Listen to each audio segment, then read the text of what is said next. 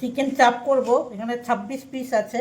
রসুন বাটা দেবো, আদা আর কাঁচা লঙ্কা বাটা দিচ্ছি, নুন দিচ্ছি, টক দই, ভালো করে মাখিয়ে নেব।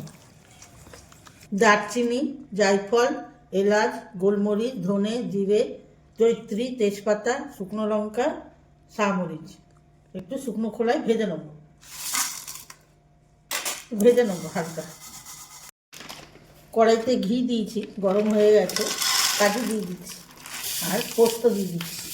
একটু ভালো করে ভেজে নিই।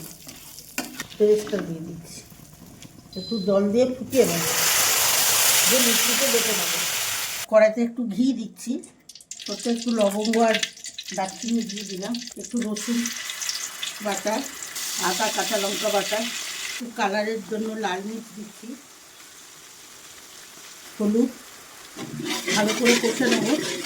একটু দই দিয়ে একটু কষবো। মাংসটা এবার দিয়ে দিচ্ছি, কষতে থাকবো। কাজু আর পেরেস্তা বাটাটা দিয়ে দিচ্ছি, কাজু পোস্ত আর পেরেস্তা কষে নেবো। তারপরে ধুয়ে জল দিচ্ছি, ভালো করে নেড়ে নিচ্ছি। এবার হয়ে গেছে। একটু ভাজা মশলা দিয়ে, যে মশলাটা ভেজেছিলাম দিয়ে দিলাম। এবার মাখিয়ে নেব। তেলও ছেড়ে দিয়েছে। আমাদের চিকেন চাপ হয়ে গেছে। একটু গোলাপ জল আর কেওড়ার জল দিয়ে দিচ্ছি। জল মিশিয়ে গোলাপ জল আর কেওড়ার জল মাখিয়ে রেখেছিলাম দিয়ে দিচ্ছি।